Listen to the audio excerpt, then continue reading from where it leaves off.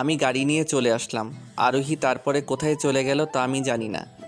সন্ধ্যার সময় আরোহী বাড়ি ফিরে আসলো। আরোহীর মুখ দেখে বোঝা যাচ্ছে কোনো একটা কারণে আরোহীর মন খারাপ। পরের দিন সকালে আবার আরোহী আমাকে ডাক দিল তাকে কাপড় পরিয়ে দেওয়ার জন্য। আমি আগেই ভেবে রেখেছিলাম আরোহী আমাকে আজকেও ডাকবে, তাই আমি কিভাবে শাড়ি পরতে হয় তার একটা ভিডিও নামিয়ে রেখেছিলাম। আরোহী যখন আমাকে ডাকলো আমি আরোহীকে ভিডিওটা দিয়ে দিলাম। তারপর সেখান থেকে চলে আসলাম। আজকেও ভার্সিটি থেকে আসার সময় আরোহীকে গাড়ি থেকে নেমে গেল। এইভাবেই চলতে লাগলো দিন। দেখতে দেখতে আরও 15 দিন কেটে গেল। এর মধ্যে আরোহী প্রতিদিন বারবার আমার কাছে আসতে চেয়েছে, কিন্তু আমি আরোহী সবসময় দূরে ঠেলে দিয়েছি। তাছাড়া এর মধ্যে আমার আরও 2-3টা বই বেরিয়েছে। আরোহী প্রতিদিন কোথায় যায় সেটা আমি এখনও জানি না। মা আর শ্রেয়াকে অনেক দিন ধরে দেখা হয় না, তাই আজকে বিকালের দিকে মা আর শ্রেয়াকে দেখতে গেলাম। বাড়িতে গিয়ে আমি অনেকটা অবাক হলাম, কারণ মা রান্না করছে আর শ্রেয়ার সাথে আরোহী খেলা করছে। আরোহীকে এখানে দেখে আমার রাগটা বেড়ে গেল। তার থেকে বেশি রাগ হলো মার উপর, কারণ সব কিছু জানার পরও মা আরোহীকে কি করে ক্ষমা করল। মা মা কি হয়েছে? আর তুই কখন আসলি? কখন এসেছি সেটা পরে জানলেও হবে। আগে বলো, এই মেয়ে আমাদের বাড়িতে কি করে? কে ওকে আমাদের বাড়ির ভিতরে প্রবেশ করতে দিয়েছে? আরে আস্তে আস্তে, আরোই শুনতে পাবে তো। শুনতে পাক, তাতে আমার কি? আগে বলো, ওই কোন সাহসে আমার বাড়ির ভিতরে এসেছে? আর শ্রেয়ার সাথে খেলার অধিকারী বা ওকে কে দিয়েছে? ধুর, তোমার সাথে কথা বলে কি হবে? আমি সরাসরি ওকেই জিজ্ঞাসা করব। না না সাগর, এমন করিস না। খেয়ে শুনে কার কথা? আমি আরোহীর সামনে চলে গেলাম। আপনি কোন সাহসে আমার বাড়িতে আসছেন আর আমার পিচ্চির সাথে আবার খেলা করছেন? কোন সাহসে? শ্রেয়াকে মারতে না পেরে আবার মারতে চলে এসেছেন? না সাগর, তুমি আমাকে ভুল বুঝছো। আমি আপনাকে ভুল বুঝছি না। শেষবারের মতো ভালো করে বলছি, আমার বাড়ি থেকে চলে যান। এইটা আপনার বাড়ি না যে যা ইচ্ছে করতে পারেন। এইটা তো আমারও বাড়ি, আর আমি আমার ননদের সাথে খেলবো না তো কে খেলবে? কিসের ননদ? এখানে আপনার কোনো ননদ থাকে না। আমি ভালোই ভালোই এখান থেকে চলে যান। না, আমি যাব না। এটা যেমন তোমার বাড়ি তেমনই আমারও বাড়ি। আমার মতো কি এই বাড়িটাকেও আপনি আপনার বাবার টাকায় কিনেছেন? আমি শেষবারের মতো বলছি, আপনি এখনই আমার বাড়ি থেকে চলে যান আর আমার পরিবারের থেকে দূরে থাকবেন। না, আমি যাব না। আর এটা যেমন তোমার পরিবার তেমনই আমারও পরিবার। তোমার ইচ্ছে তুমি তাদের থেকে দূরে থাকো, কিন্তু আমি দূরে থাকবো না। তোরে ভালো মতো বললে তোর ভালো লাগে না? তোরে যদি আর কখনো আমার পরিবারের আশেপাশে, বিশেষ করে শ্রেয়ার পাশে দেখেছি, তাহলে আমি তোকে মেরেই ফেলবো। তোমার যদি ইচ্ছে হয় তাহলে আমাকে মেরে ফেলো, কিন্তু আমি আমার পরিবার আর শ্রেয়ার থেকে দূরে থাকবো না। তুই তো ভালো, তোর ঘাড়ও আমার বোন আর আমার পরিবার থেকে দূরে থাকবে। কথাটা বলেই আমি আরোহীর হাত ধরে আরোহীকে ঘরের বাহিরে নিয়ে একটু ধাক্কা দিয়েই হাত ছেড়ে দেই। ধাক্কা দেওয়ায় আরোহী পাকাতে পড়ে যায়। তারপর আমি আরোহীর মুখের উপর দরজা বন্ধ করে দেই। সাগর, তুইও মেয়েটার সাথে এমনটা করতে গেলি কেন? আগে বলো, তুমি ওকে ঘরে ঢুকতে দিয়েছো কেন? আর শ্রেয়ার আশেপাশেই বা আসতে দিয়েছো কেন? অনেকদিন ধরে মেয়েটা আমার আর শ্রেয়ার কাছে এসে মাপ চাইছিল আর কান্না করছিল, তাই আজকে ক্ষমা করে ঘরে নিয়ে আসলাম। অনেক দিন মানে? ওই কবে থেকে আমাদের বাড়িতে আসে? আজ 15 দিনের বেশি হয়ে আসলো। প্রতিদিন আসে আর আমার আর শ্রেয়ার পায়ে ধরে ক্ষমা চাই। প্রথম প্রথম তো আমরা ওকে ঘরে ভেতরে ঢুকতে দিতাম না, কিন্তু প্রতিবেশীরা খারাপ বলবে তাই ঘরে ঢুকতে দিতাম। তাই বলে ক্ষমা করতে হবে? তুমি জানো ও কত খারাপ? ওই মেয়েটা গিরগিটির মতো। আজকে ক্ষমা যাচ্ছে যাতে কালকে কোনো বড় ক্ষতি করতে পারে।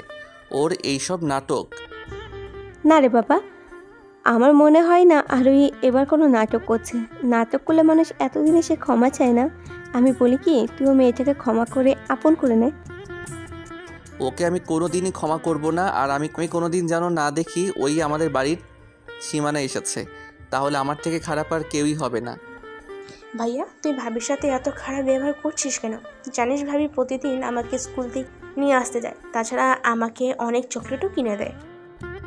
তুই কালকে থেকে আর ওর সামনে যাবি না, এমনকি ওর সাথে একটা কথাও বলবি না। তাহলে আমি আর কখনো তোর সাথে কথা বলবো না। কথাটা বলেই আমি আমার রুমে চলে গেলাম। শুধু শুধু মেজাজটাই গরম করে দিয়েছে। ভাবছিলাম এসে মার হাতে খাবার খেয়ে জয়ের সাথে খেলবো, কিন্তু তা আর হলো না। এখন আমি বুঝতে পেরেছি আরোহী প্রতিদিন ভার্সিটির পর তাহলে এখানে আসতো। এখন আবার মা আর শ্রেয়াকে আমার কাছ থেকে কেড়ে নেওয়ার জন্য নতুন বুদ্ধি করেছে। এইবার আর আমি আরোহীর এই কুবুদ্ধি সফল হতে দিব না। আমি কোনো মতেই আরোহীকে আমার মা আর জয়ের আশেপাশে আসতে দিব না। মা তো সহজ সরল আর জয়া তো পিচ্ছি, ওনাদের মন এমনি ভুলাতে পারে। কিন্তু আমি আরোহীকে জীবনেও ক্ষমা করব না। আরোহীর মতো মেয়ে ক্ষমার না শাস্তি পাওয়ার যোগ্য। এইসব ভাবতে ভাবতে মা খাবার খাওয়ার জন্য ডাক দিল।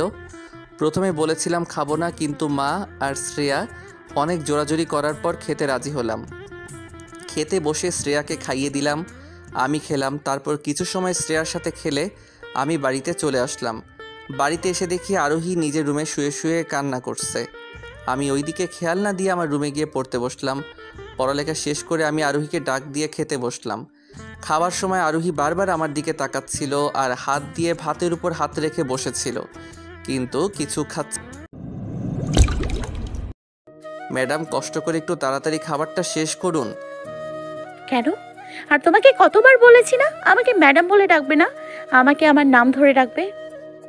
কারণ থালা বাসনগুলো তো আমাকে ধুতে হবে, আপনি তো আর ধোবেন না। তাছাড়া একটা চাকর আর মালকিনকে নাম ধরে ডাকাবে, এটা ঠিক না। থালা বাসন না হয় আমি ধুয়ে দিব, আর আমি যখন বলেছি তখন তুমি আমাকে নাম ধরেই ডাকবে। পারবো না। আর আমাদের কন্ট্রাক্টের বাকি আছে মাত্র 10 দিন। এই 10 দিন নাটক করে থালা বাসন ধুয়ে লাভ নেই।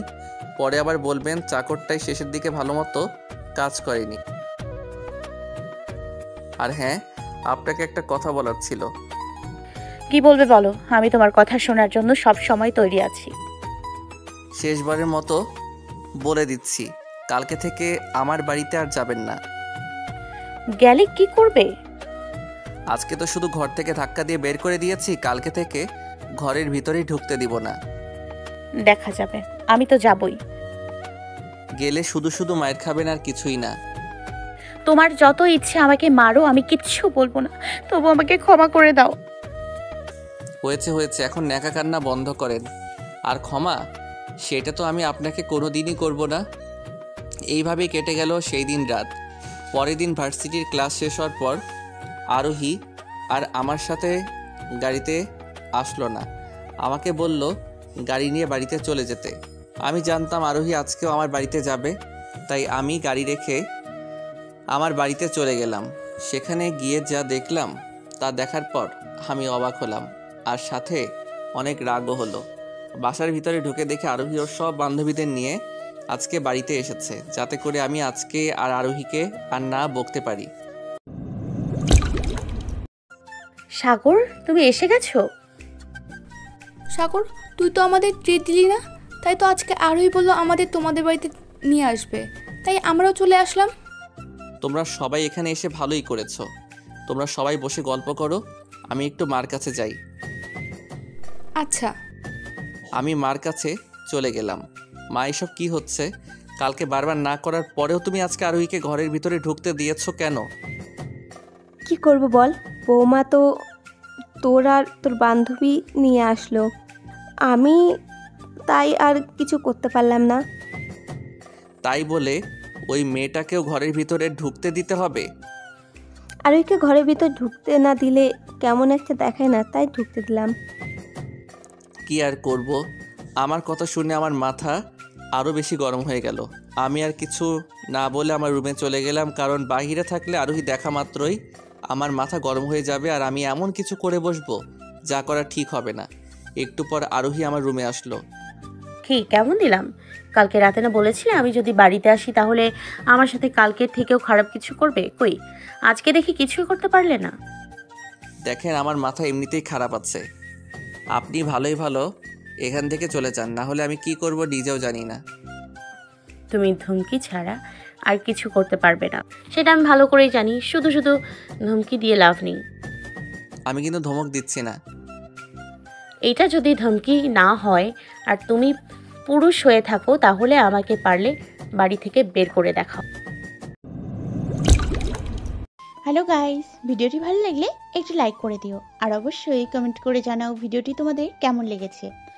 আর ভিডিওটির পরবর্তী পার্ট খুব তাড়াতাড়ি আসবে। তো যারা এখনও চ্যানেলটিকে সাবস্ক্রাইব করোনি, প্লিজ পরবর্তী পার্টগুলো দেখার জন্য চ্যানেলটিকে সাবস্ক্রাইব করে পাশে থাকা বেল আইকনটি প্রেস করে দিও। ধন্যবাদ সবাইকে, আমাদের সাথেই থেকো।